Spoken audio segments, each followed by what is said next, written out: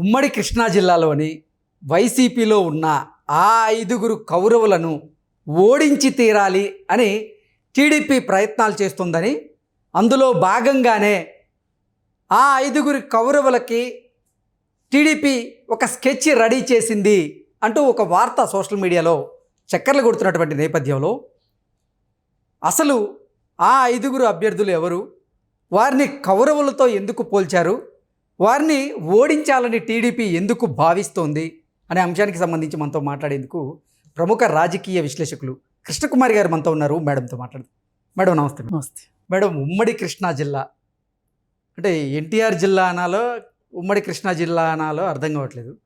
ఉమ్మడి కృష్ణా జిల్లాలోని వైసీపీలో ఉన్నటువంటి ఆ 5గురు కౌరవులను ఎట్టి పరిస్థితుల్లో రానున్నటువంటి సార్వత్రిక ఎన్నికల్లో ఓడించి తీరాలని టీడీపీ భావిస్తుందని, ఆ రకంగానే పావులు కదుపుతోంది అంటూ ఒక వార్త సోషల్ మీడియాలో చక్కర్లు కొడుతూ ఉంది. ఇంతకీ ఆ 5గురు అభ్యర్థులు ఎవరు, వారిని కౌరవులుగా ఎందుకు పోలుస్తున్నారు, వారిని ఓడించాలని ఎందుకు ప్లాన్ చేస్తున్నారు అంటే ఏం చెప్తారు మేడం? అసలు ముందు ఈ జిల్లాల గోల ఏంటో తేలాలండి. చిరాకేస్తుంది. ఎన్టీఆర్ పుట్టిందేమో గుడివాడ దగ్గర, ఆ గుడివాడకేమో కృష్ణా జిల్లా, గుడివాడే అటువైపు. ఇటు పశ్చిమ కృష్ణ ఏదైతే ఉందో ఆ ఏరియాకేమో ఎన్టీఆర్ జిల్లా అని పెట్టారు.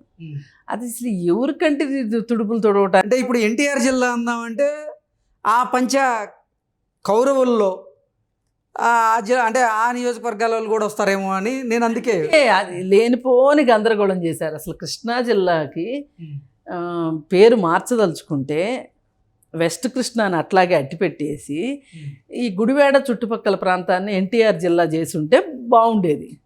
మనదంతా ముక్కేటంటే చుట్టు తిప్పి చూపించే రకాలు కదా. పైగా ఈ జిల్లాల్ని పునర్విభజించటం అనేది బాబాయ్ దగ్గర నుంచి నేర్చుకోండి అబ్బాయి. ఓకే ఓకే ఇక్కడ కేసీఆర్ చేశాడు కాబట్టి ఇక్కడ ఈయన చేయాల్సిందే అని వంతుకు గంతేసే రకం కదా చేశాడు. ఇది పెద్ద తలకాయ నొప్పి. సరే, అది ఎట్లన్నా జావనివ్వండి. ఇప్పుడు ఈ 5గురు సంగతి ఏంటంటే, ఈ 5గురు మహానుభావులని ఎందుకన్నానంటే తిన్నింటి వాసాలు లెక్క పెట్టేవాళ్ళు, తిండి పెట్టిన చేతిని కొరికేవాళ్ళు, పాలు పోసిన మనిషిని కరిసేవాళ్ళు. ఇలాంటి బ్యాచ్ ఇది ఒక బ్లేడ్ బ్యాచ్. ఈ 5గురు ఈ బ్లేడ్ మన ఒకసారి రాజకీయాల్లో మనం కూడా మన స్థాయిలు మర్చిపోయి కొంచెం మనం కూడా ఏదో అయిపోతామేమో. ఏదేమైనా అది బ్లేడ్ బ్యాచే. ఓకే. కేసినేని నానికి, దేవినేని అవినాష్కి, వల్లభనేని వంశీకి, కొడాలి నానికి, ఈ నలుగురికి కూడా తెలుగుదేశం పార్టీయే రాజకీయాల్లో ఓనమాలు నేర్పింది. మీరు అవునన్నా కాదన్నా, మీకు ఇష్టం ఉన్నా ఇష్టం లేకపోయినా, ఈ నలుగురు వీళ్ళకు ఒక అడ్రస్ వచ్చింది రాజకీయాల్లో అంటే అది తెలుగుదేశం వల్లే. సరే, అడ్రస్ వచ్చింది, ఏబిసిడీలు నేర్చుకున్నారని మీరు మిమ్మల్ని అట్లేం ఆపలా. మీకు ప్రమోషన్లు ఇచ్చారు, పైదాకా పంపించేశారు. ప్రజలకు ఏం చేశారో నాకైతే తెలియదు, కానీ మీరైతే బాగానే చేసుకున్నారు. సెటిల్మెంట్లు చేసుకున్నారు, రకరకాలు చేసుకున్నారు.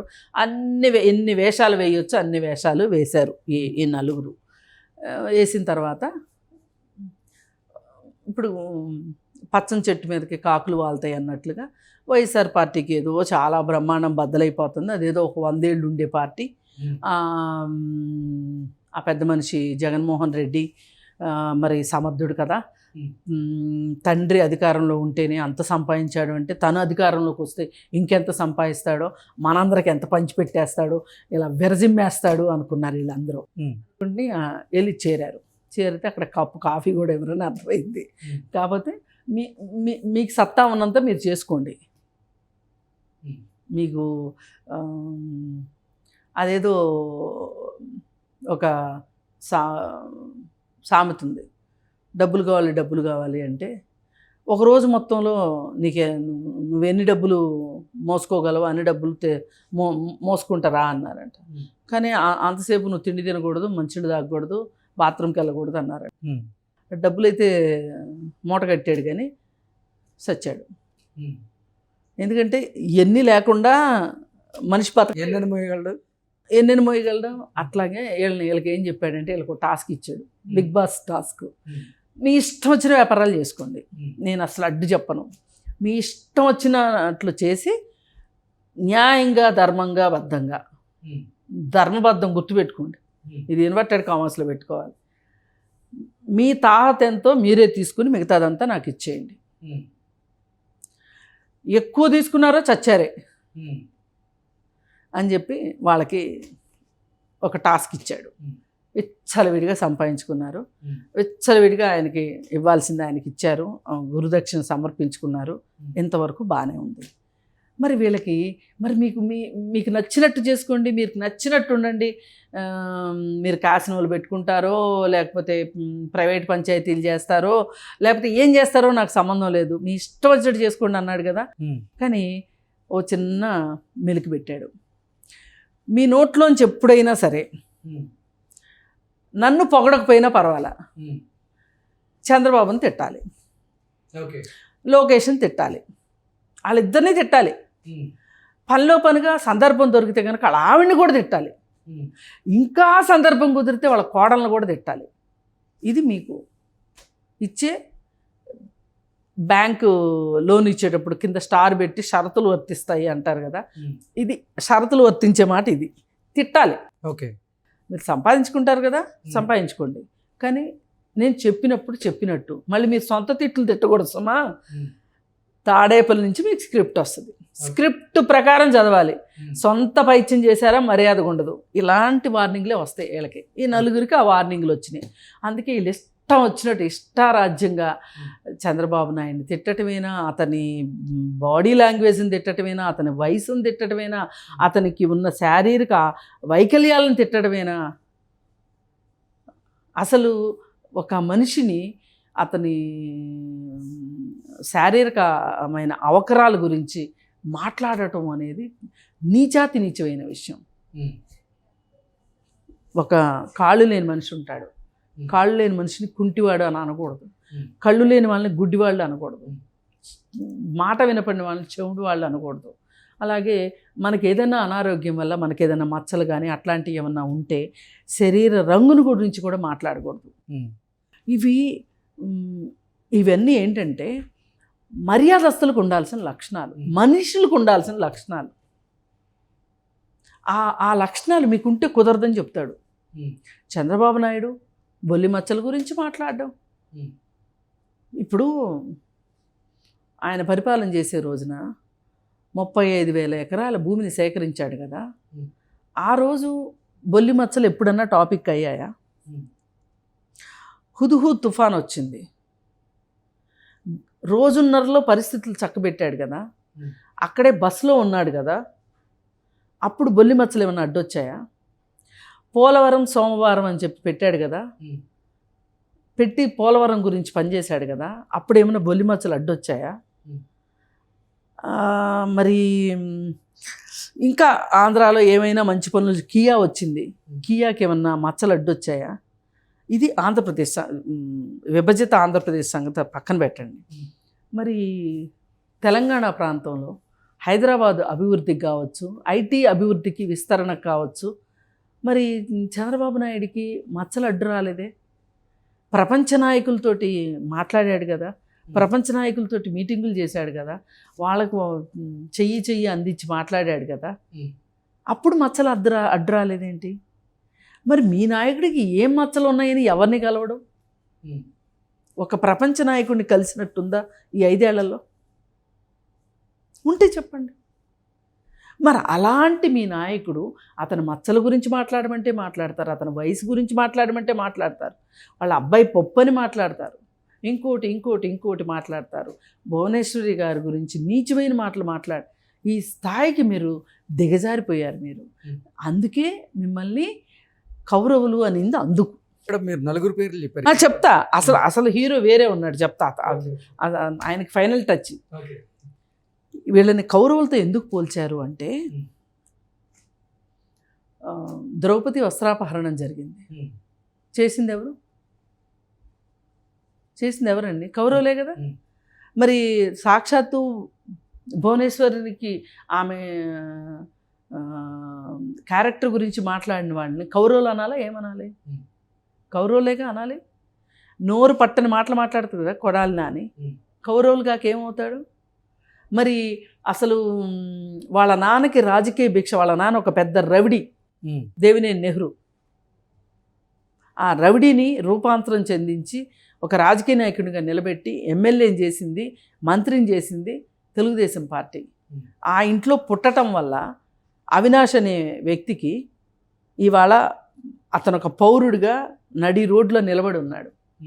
అవన్నీ కూడా మర్చిపోయారు. అందుకే వీళ్ళందరూ తిన్నింటి వాసాలు లెక్క పెట్టిన వాళ్ళు, ఈ తిన్నింటికి కన్న వేసిన వాళ్ళు అనింది. అందుకే వీళ్ళందరూ ఇది ఒక దొంగల మూట అనమాట. అందుకే బ్లేడ్ బ్యాచ్ అన్నా నేను. సరే, వీళ్ళందరూ ఇలాంటి వాళ్ళు కాబట్టి వీళ్ళని కౌరవులు. సరే, వీళ్ళందరి మీద గట్టి క్యాండిడేట్లను పెట్టి ఏమైనా సరే ఈ నలుగురిని ఓడించాలి అని చెప్పి తెలుగుదేశం పార్టీ ఒక పథక రచన చేసుకుంది. ఒక ఎన్నికల వ్యూహంలోకి వెళ్తుంది. అది తప్పేం కాదు. వాళ్ళ వ్యూహాలు వాళ్ళకుంటాయి, వీళ్ళ వ్యూహాలు వీళ్ళకుంటాయి. అయితే ప్రముఖంగా చెప్పుకోవాల్సిన 5వ వ్యక్తి ఇకపోతే జోగి రమేష్. ఈ జోగి రమేష్ అనే వ్యక్తి బీసీ సామాజిక వర్గం. నేను బీసీ సామాజిక వర్గం అని ఎందుకు అనాల్సి వస్తుందంటే, ఇవాళ ప్రజెంట్ విజయవాడలో అట్టుడికిపోతున్న వడ్డెర సమస్య, వడ్డెర కాలనీ, వడ్డెర బస్తీ వాళ్ళని అన్యాయంగా కేసు పెట్టి ఇరికిచ్చి మైనర్లను కూడా చూడకోకుండా వాళ్ళ మీద ఒక ఉక్కుపాదం మోపుతున్నాడు కదా జగన్మోహన్ రెడ్డి. తన గులకరాయి నాటకానికి వాళ్ళని బలిపశువులను చేశాడు కదా. ఆ వడ్డెర్లు బీసీ సామాజిక వర్గం. ఇతను కూడా బీసీ సామాజిక వర్గం. అతను కులంతో మనకు సంబంధం లేదు, అతను బీసీ. అయితే అతను ఈవేళ ఇంత జరుగుతుంటే నోరెత్తకపోగా ఎక్కడ దొరికితే అక్కడ, ఎప్పుడు పడితే అప్పుడు,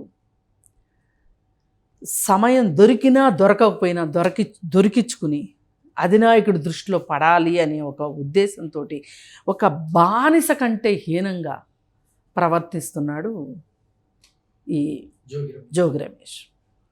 ఈ జోగి రమేష్ ఎంతటి అవినీతికి పాల్పడుతున్నాడంటే, కాంట్రాక్టర్లకి బిల్లులు రాక గిల్ల కొట్టుకుంటాను ఆంధ్రప్రదేశ్లో. చాలామంది ప్రజలు, చాలామంది కాంట్రాక్టర్లు ఇవాళ గవర్నమెంట్ పనులు చేసి డబ్బులు రాక ఆత్మహత్యలు చేసుకుంటున్న వాళ్ళు ఉన్నారు, ఆస్తులు అమ్ముకుంటున్న వాళ్ళు ఉన్నారు. అలాగే వాళ్ళకున్న ఆస్తులు తాకట్టు పెట్టి మరీ కాంట్రాక్ట్ పనులకు తెచ్చిన అప్పులు కట్టుకుంటున్నారు. అన్ని కష్టాల్లో ఉంటే అలాంటి వాళ్ళు ఎవరైనా వచ్చి దగ్గరకు వచ్చి ఏమయ్యా కొంచెం సాయం చేసి పెట్టు అంటే, తన సామాజిక వర్గం వాళ్ళు కావచ్చు, తన నియోజకవర్గం వాళ్ళు కావచ్చు, తనకు తెలిసిన వాళ్ళు కావచ్చు, చేయడు. న్యాయంగా చేయించాల్సిన పనే చేయడు. మరి ఇంకొంతమంది అంటారు కమిషన్లు అడుగుతున్నాడు అంటారు. అది ఎంతవరకు వాస్తవం నాకు తెలియదు. ఏది ఏమైనా సరే, ఇంత చంద్రబాబు నాయుడు గురించి కానీ, లోకేష్ గురించి కానీ, వాళ్ళ కుటుంబం గురించి కానీ, తెలుగుదేశం పార్టీ గురించి కానీ అతను ఆ విధంగా మాట్లాడడం అనేది వీళ్ళ ఒక రకంగా చూస్తే వాళ్ళందరికంటే చిన్నోడు. చంద్రబాబు నాయుడు కంటే ఎంత చిన్నోడండి. ఎందుకు మాట్లాడతాడు అట్లా? ఎందుకు మాట్లాడాలి? మాట్లాడుతుంటే అసలు అధినాయకులు ఏం చేస్తున్నారు? ఇలా మాట్లాడకూడదని చెప్పొచ్చు కదా. కానీ ఏం చేస్తున్నారు అంటే, ఈ మొత్తం మనం మాట్లాడుకున్న దాంట్లో అతను ఒక ఉగ్రవాద సంస్థని నడుపుతున్నాడు జగన్మోహన్ రెడ్డి. ఈ మాట 30 years ఇండస్ట్రీ పృథ్వీ చెప్తే మనం ఏమో అనుకున్నాం. కానీ అక్కడ జరుగుతున్నదే అది. ఆ ఉగ్రవాద సంస్థ వాళ్ళని మానవ బాంబుల కంటే హీనంగా తయారు చేసి పంపిస్తుంది బయటికి. వాళ్ళు ఆ విధంగా ప్రవర్తిస్తున్నారు. ఇది రాజకీయాలు నిత్యం ప్రజలు చూస్తూ ఉంటారు. మనకు ఒక విలువ ఉండాలి. ఈ జగన్మోహన్ రెడ్డి ఉండొచ్చు పోవచ్చు, రాజకీయాల్లో ఉండాలి అంటే మనకంటూ ఒక వ్యక్తిగత విలువలు పెంచుకోవాలి అనే జ్ఞానంలో లేకుండా వీళ్ళు ఈ విధంగా తయారయ్యారు. అందుకే వీళ్ళందరి మీద ఏ మాటకు ఆ మాట ఓడించాలి అని చెప్పి తెలుగుదేశం పార్టీ కంకణం కట్టుకుంది. పైగా ఇంకొకటి ఏంటి అంటే జరుగుతున్నది, ఈ 5గురికి సంబంధించిన ప్రతి నియోజకవర్గంలోనూ వీళ్ళకి సరిపడా క్యాండిడేట్లను కూడా రెడీ చేసి పెట్టారు. ఈ జోగి రమేష్కి మరి అధినాయకుడికి అంతా పాణాసారాలు పడి కాళ్ళు పట్టుకుని ఆ ఆఖరికి కాళ్ళు నాకడానికైనా సిద్ధమైపోయిన జోగి రమేష్కి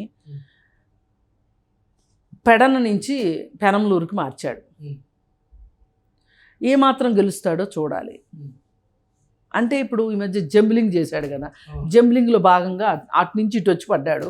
ఏం జరుగుతుందో చూడాలి. ఏది ఏమైనా ప్రజలు కూడా ఈ 5 ఏళ్ల నుంచి వీళ్ళందరి వ్యవహార శైలి గమనిస్తున్నారు, సరళిని చూస్తూనే ఉన్నారు. మరి ప్రజల తీర్పు ఎలా ఉంటుందో, ఇప్పుడు రాజకీయ పార్టీలు అనుకున్నంత మాత్రాన, వ్యూహాలు చేసినంత మాత్రాన, ప్రణాళికలు రచించినంత మాత్రాన అవ్వాలని లేదు కదా. అక్కడ అంతిమంగా ప్రజలు కదా గెలిపించుకోవాల్సింది, ప్రజలు కదా వీళ్ళని తిరస్కరించాల్సింది. అది చూద్దాం. Okay madam, thank you so much.